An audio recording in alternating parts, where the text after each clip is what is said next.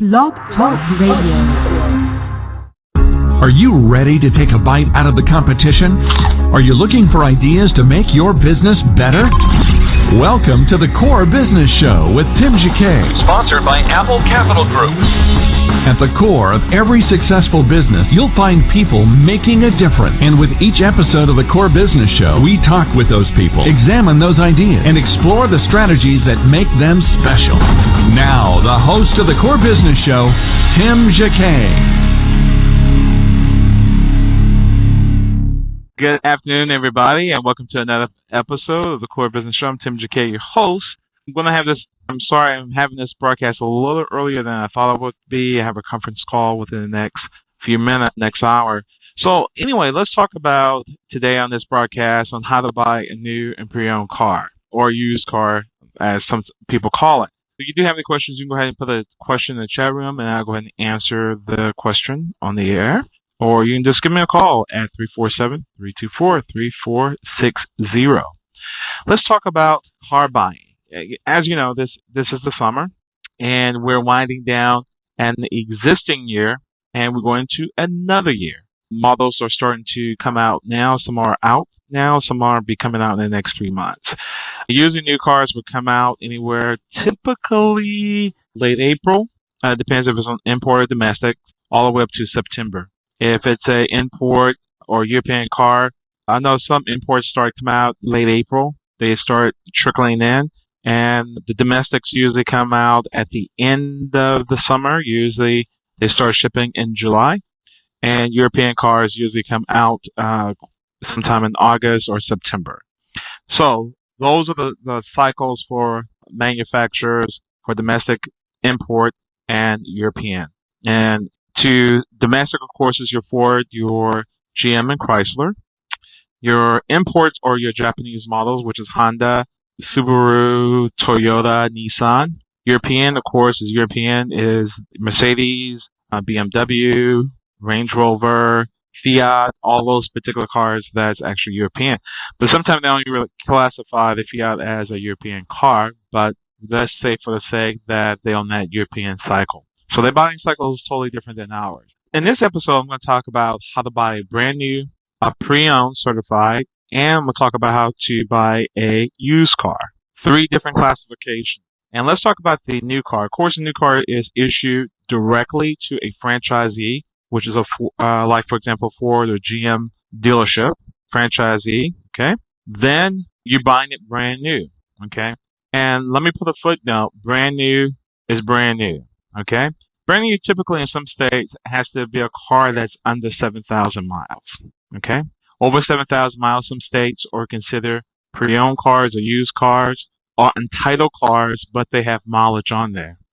Also, when it goes over a certain amount, for example, some states are 7,000, some states are 10,000, then it's considered a used car, okay? Or used car. Before then, it can be called a brand new car.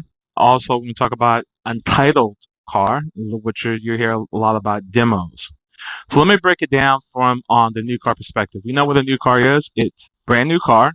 You usually have maybe a couple of hundred miles on in order to get its rating. Not a couple of hundred, a couple of miles on it. Maybe like anywhere. Typically, you see a new car will have right off the truck anywhere from 2 miles to 7 miles, typically.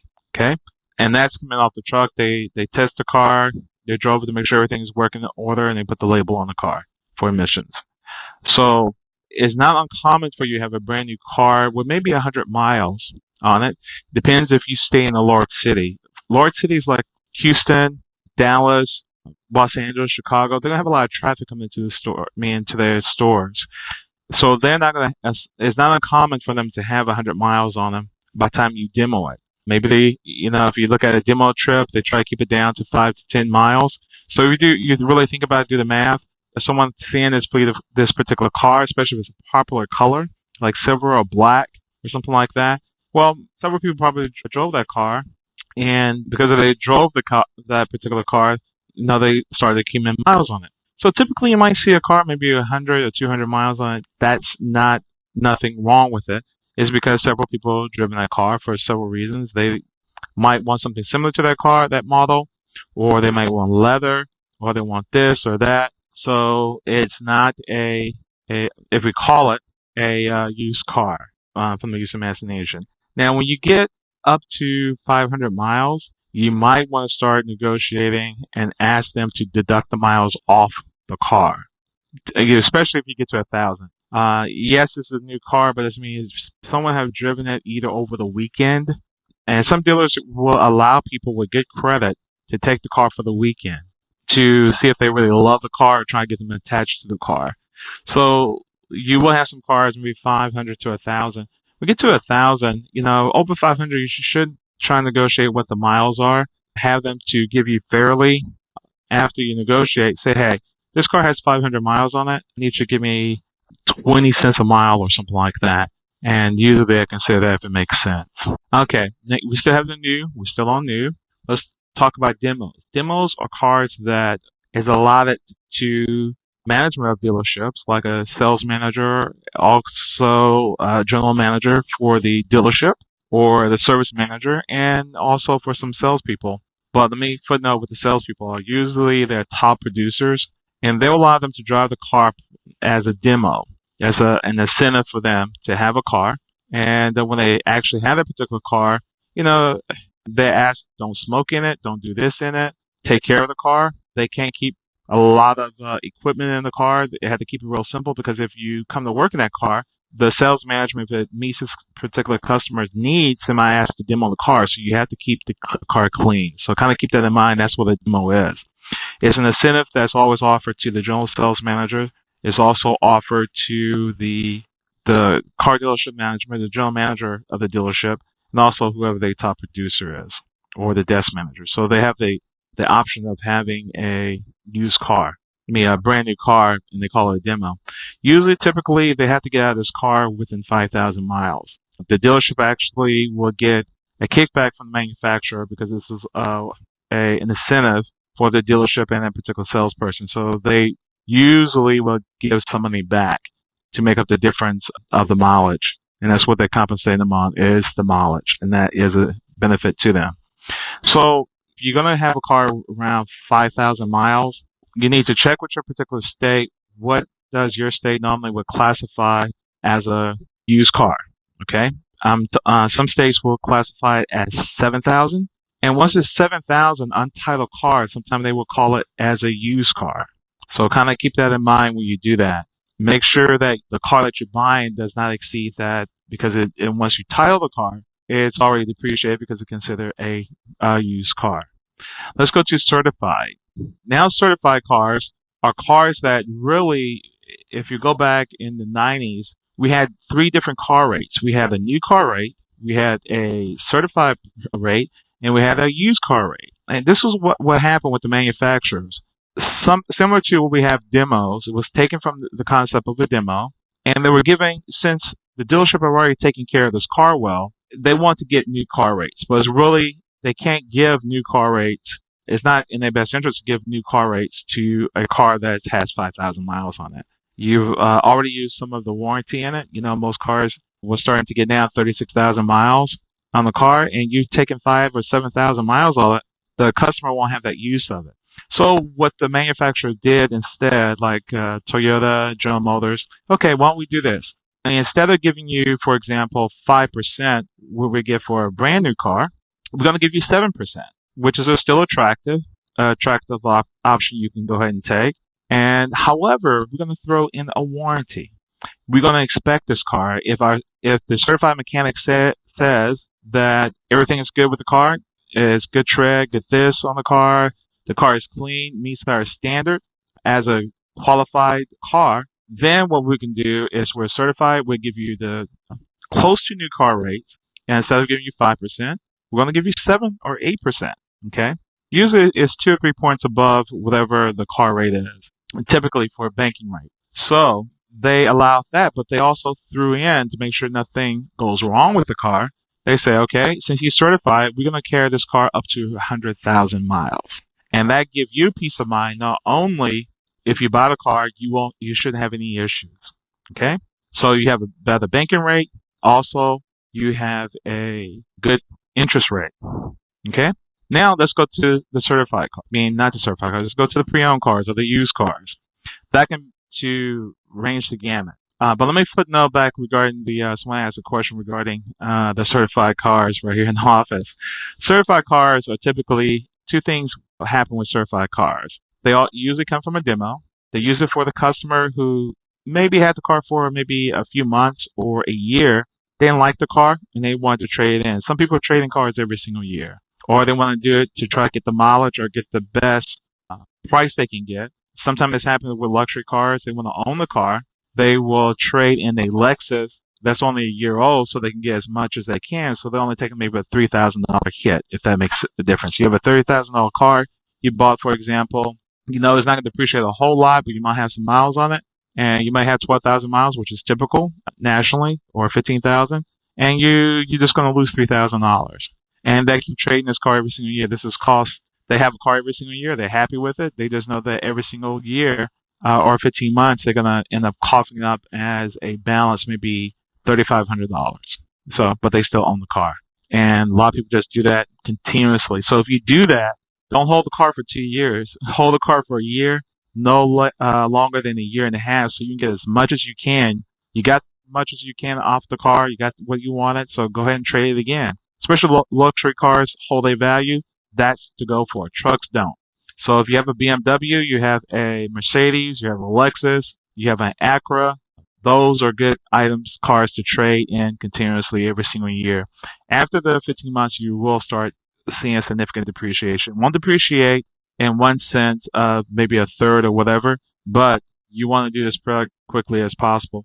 Now, if your car is free and clear, you can do this. If your car is not free and clear, then you have a different issue there. But you can probably get as close, as long as you have a low interest rate, it'll balance out the same.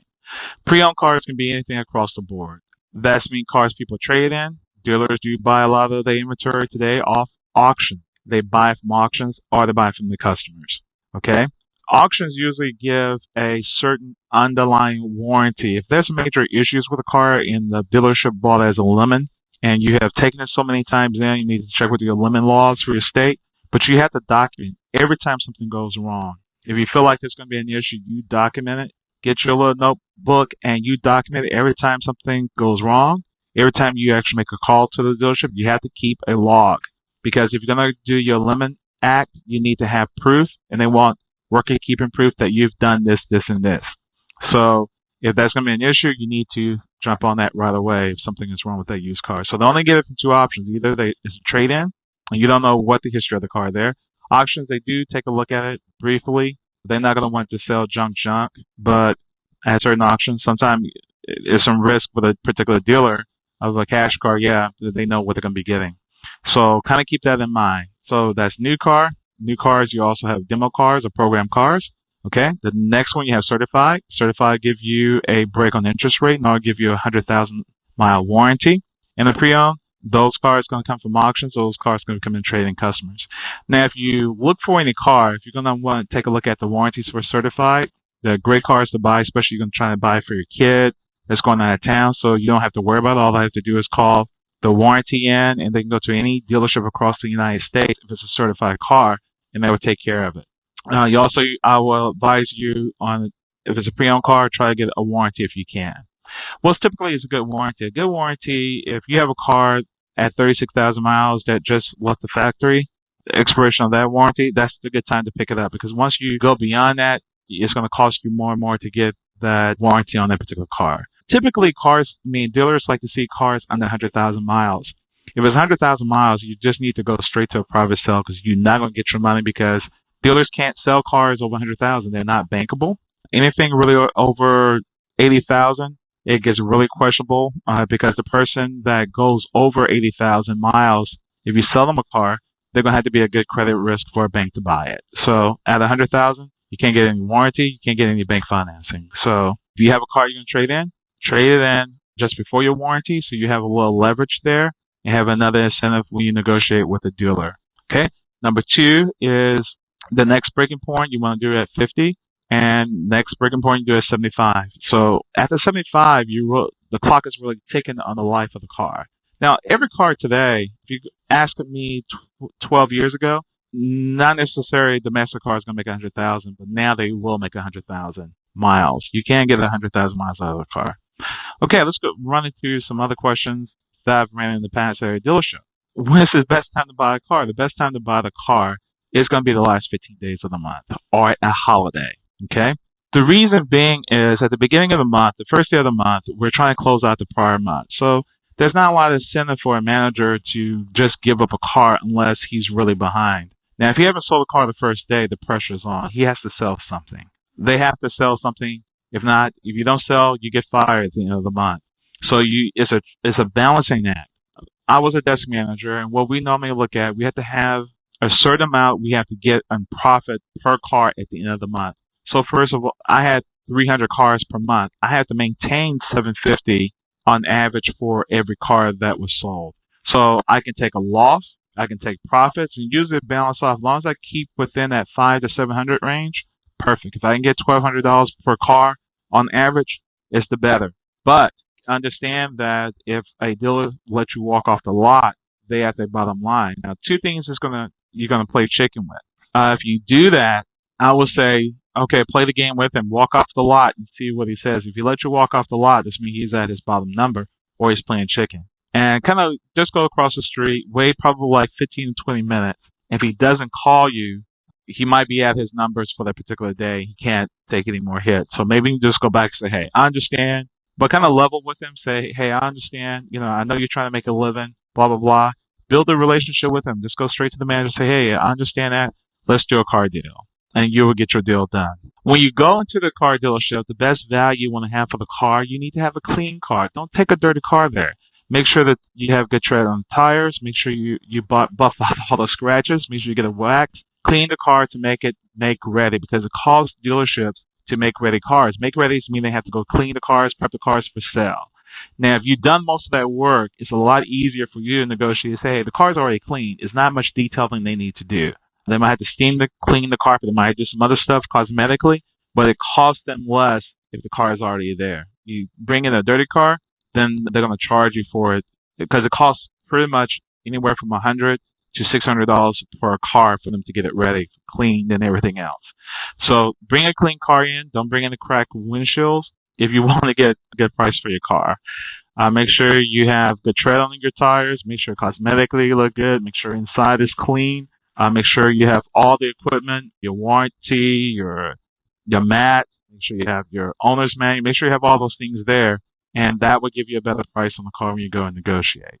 When you walk in, now here's a couple of situations. When you walk in, it's better that you walk in looking clean and neat than versus sloppy. And here's the thing is, people will judge you in the first 10 minutes. Now, it used to be in the 90s and the 80s. If you were in a country like Texas or you're in Nebraska, whatever, well, we have farmers coming in with cash. People don't come in cash anymore. So they were trying to tell the salesperson, don't judge a person who's coming in, who's in their overalls looking dirty. They're coming with a suitcase of cash. And that was during the time they did come in suitcase of cash.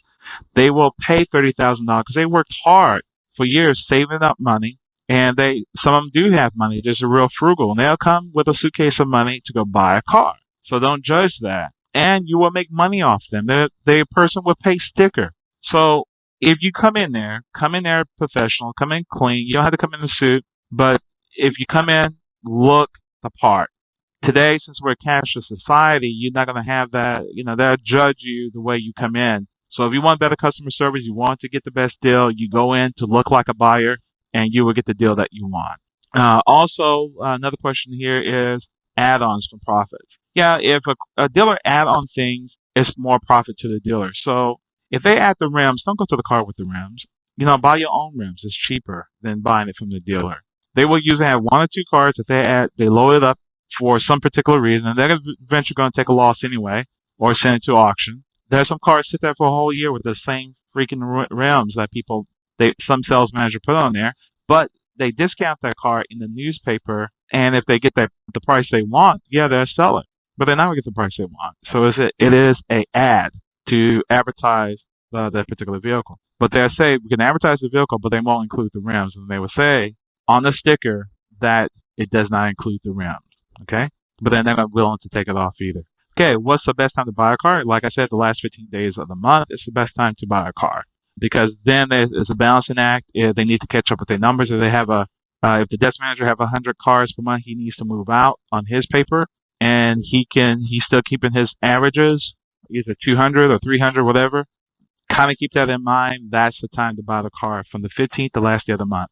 On a Saturday, if you're the first person in on a Saturday, it's a good time because what happened is if you go there ready with all your homework, they want to get you out.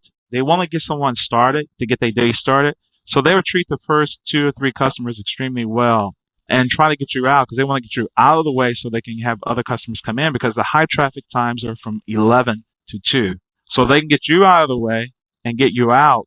That's when it's time to buy the car. Now take the reverse throughout the day. By the time you get to 3 o'clock, the sales manager already have pretty much made his numbers for the day, some of them. And now they're balancing act on they have to keep their numbers up for their copy. Copy, which means how much profit they made overall for that particular day, or they look at their average for the whole particular month. If they after 3 o'clock or 4 o'clock, then they start to get stingy. Now, here's the opposite. If you come to a car dealership at 8 o'clock, they know you're going to come there to buy because you've been shopping all day. So at 8 o'clock at night, you make it easy for them as well because they want to go home because you could be there to negotiate with them for 30 minutes to an hour. Then you're going to sit there and finance because you're probably almost the last person to go in, and they're going to be there for an hour, okay? So when you come in there, come be prepared, come there with your money and so forth, be ready to do a deal and get out. And they will probably give you a good deal because they want you to get out so they can go home. I can tell you I've been there at 1 o'clock in the morning, had to lock up in the middle of nowhere, and my Saturday night is gone and I'm tired. So that's also a good time to buy. Beginning of the day, quite in the middle of the day, before 3 o'clock, and at the end of the day on a Saturday if you're going to buy a car. Okay, a couple other tips real quick. What's the best way to get a good deal? Go there prepared. Go there with a clean car. Go there with some clean credit. Discuss when you sit there and negotiate. Remember, you're going to negotiate. The first thing you always want to do is to look online and price the cars throughout your city. Put an internet lead in there. Okay, that's how most people buy a car today, and see what the prices are and read the details on what they're offering. Some people will go to the person who's nice to them. Go to the place where you're going to get the good service with. Don't go to the person who's going to give you the cheapest car. You kind of balance that out. You need to have good service because something happens. You don't have to fight with a dealer. Look at the dealer rating. Look at the factory ratings. Look at the ratings of the car. Here's one thing. When I bought a car, I looked at the ratings of the dealer because I know I'm going to be treated. Also look at the ratings on the car. What type of problem, especially if you have a used car, certified car, what type of problems you're going to have? I'm buying a 2003 Mercedes ML350. I looked before I bought the pre-owned car to find out exactly what the issues I'm going to face. And I found out the issues I'm going to face. The car was only a year old. The issue is people said they complain about the ashtray stick. Well, I'm not a smoker, so I really didn't care about the ashtray stick. It still sticks today, and they replaced it. So they talked about, hey, you're going to get these annoying things on the car, like the panel on the back plastic is going to kind of peel off. So they replaced that. So, those things will tell you realistically what you're going to deal with the car, that the manufacturer and you can't find anywhere else. But look at those reviews. Dig through them. Look for the valid stuff. Profit on new cars, they don't make a lot of profit on new cars, so that's kind of dead. Go in there, ask for an invoice, and let me discuss holdback real quick. Holdback is additional profit for the dealer. If you go to Advance and you look at your particular invoices, you take the dealer invoices, each region have advertising fees and franchise they pay for each region. For one for advertising, also for the particular region promotions. Okay? That marketing fee, if you see on the invoice, is for those promotions they give out for particular regions to move cars or give incentives to cars. That's built on the cost of the car on the invoice, and there is a real cost. However, if you take all those profits out, and it's called triple net, you take the advertising, take the holdback. Holdback is just extra money for the dealership. It's only maybe 1 or 2%. When you do that, it's just more. If you do that, you end up with triple net. That's a raw figure. You have no place to go. Doesn't mean don't ask for top dollar for your particular car. When they give you a triple net, it's a done deal. And usually when they give you a triple net, it's like 8 o'clock at night because they need a number, or they might give you a triple net at the beginning of the day. They're not going to give it to you in the middle of the day. Depends on how their numbers are, but they give it to you at the beginning of the day or they give it to you at night. That's the only time they'll probably give triple net. I mean, they make nothing off the car. It's just a number. However, they're going to ask you to give them a good survey. that's valuable to them because they get a bad survey, get a good survey. Incentives are to have good surveys. So anyway, that's your edge on a particular car is regarding your survey. So anyway, I'm going to close everything out. I didn't take a break or anything. I only want to keep this episode for 30 minutes. I'm going to continue this on tomorrow. But everybody, thank you for listening today. It's Tim with Core Business Show, and I'm going to do part 2 tomorrow and go into a little bit more details about the car. Have a great day and take care. Thank you for listening to the Core Business Show with Tim Jacquet. For more information about equipment financing and asset-based loans, visit our website, applecapitalgroup.com. That's applecapitalgroup.com. Or call us at 866-611-7457. We hope you'll join us for our next episode. And remember, you can always get to the core via iTunes. You'll find all our previous episodes there. And thanks again for listening to the Core Business Show with Tim Jacquet.